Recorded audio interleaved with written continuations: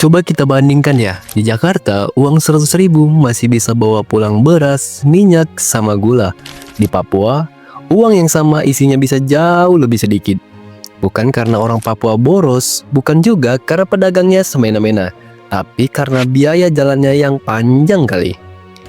Di video ini kita bahas secara netral nih, dan berbasis data kenapa harga barang di Papua memang lebih mahal.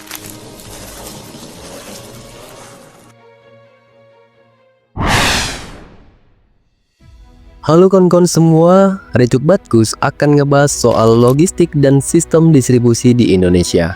Gimana barang bergerak, lewat jalur apa, biayanya di mana, dan dampaknya ke ekonomi masyarakat. Topik kali ini sering jadi pertanyaan, kenapa harga barang di Papua mahal? Pembahasan kita akan jelas, kita akan membahas masalahnya apa, kenapa bisa terjadi, apa dampaknya ke ekonomi, dan solusi yang realistis. Apa masalah utamanya? Masalah utamanya sebenarnya simpel. Harga barang kebutuhan pokok di Papua lebih tinggi dibandingkan wilayah lain di Indonesia. Ini bukan cuma satu komoditas, tapi hampir semuanya. Beras, gula, minyak goreng, semen, gas LPG sampai ke BBM. Artinya gini, dengan pendapatan yang sama, daya beli masyarakat Papua jadi lebih rendah. Padahal secara negara, kita satu Indonesia, pakai mata uang yang sama, yaitu rupiah. Kalau kondisi ini berlangsung lama, berarti ada persoalan serius di sistem distribusinya. Kenapa ini bisa terjadi? Yang pertama nih, kita bahas dari kondisi geografis Papua. Faktor pertama adalah geografis. Ini fakta alamiah. Banyak wilayah Papua berupa pegunungan, hutan lebat, dan daerah yang sulit dijangkau lewat darat. Kalau di Jakarta atau di kota-kota besar, barang bisa langsung naik truk ke toko-toko. Di Papua, barang bisa naik kapal dulu, habis itu pesawat perintis, bahkan dilanjutkan secara manual.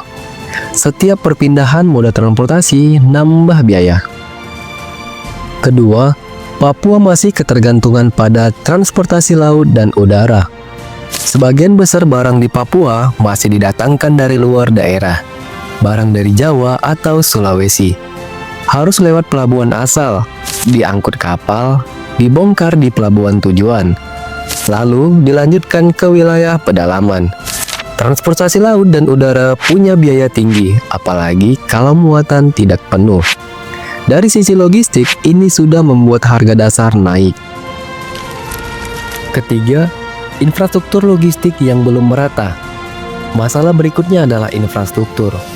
Pelabuhan besar masih terbatas, gudang penyimpanan belum merata, dan akses jalan belum semuanya memadai. Kalau barang sudah sampai pelabuhan, belum tentu langsung gerak. Masih nunggu cuaca, menunggu alat angkut, bahkan menunggu akses. Waktu ini semua ada biaya. Keempat, rantai distribusi yang panjang. Faktor lain yang berpengaruh besar adalah rantai distribusi. Barang dari pabrik tidak langsung ke konsumen. Ada distributor nasional, distributor regional, ada agen dan pengecer. Setiap mata rantai punya biaya operasional dan margin yang wajar. Kalau rantainya panjang kali, harga di ujung pasti tinggi. Kelima, skala pasar yang lebih kecil. Jumlah penduduk Papua lebih sedikit dibandingkan Pulau Jawa. Volume barang yang dikirim juga lebih kecil. Dalam ekonomi, kalau volume kecil, biaya per unit jadi lebih mahal. Ini yang disebut tidak tercapainya skala ekonomi. Dari berbagai faktor masalah tersebut, tentu menimbulkan dampak ekonomi. Harga tinggi membuat sebagian besar pendapatan habis untuk kebutuhan pokok. Ruang untuk menabung dan konsumsi lain jadi semakin sempit. Material bangunan di Papua jauh lebih mahal. Akibatnya, pembangunan sekolah, rumah sakit, dan infrastruktur publik butuh anggaran yang lebih besar. Perbedaan harga yang jauh menciptakan kesenjangan ekonomi antar daerah. Ini bisa berdampak pada rasa keadilan ekonomi nasional. Semoga saja ini semua cepat teratasi. Selalu mendukung untuk pemerataan ekonomi daerah Papua. Pembangunan pelabuhan, jalan penghubung, dan fasilitas logistik harus diperkuat. Ini bukan solusi cepat, tapi dampaknya jangka panjang. Adanya tol laut juga bertujuan menekan biaya distribusi. Akan efektif kalau jadwal konsisten dan muatan balik dimaksimalkan. Bisa juga distribusi langsung ke daerah, dapat mengurangi biaya. Dengan pengawasan yang baik, harga bisa lebih rendah. Kalau sebagian kebutuhan pokok bisa diproduksi di Papua sendiri, ketergantungan pasokan luar berkurang.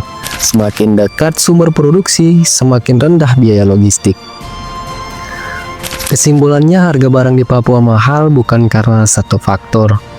Ini gabungan dari kondisi geografis, transportasi, infrastruktur, dan sistem distribusi. Wow. Kalau mau harga lebih adil, yang dibenahi bukan orangnya, tapi sistemnya. Kalau menurut kamu pembahasan ini penting, silahkan dibagikan atau di-subscribe. Kita lanjut bahas logistik Indonesia di video berikutnya.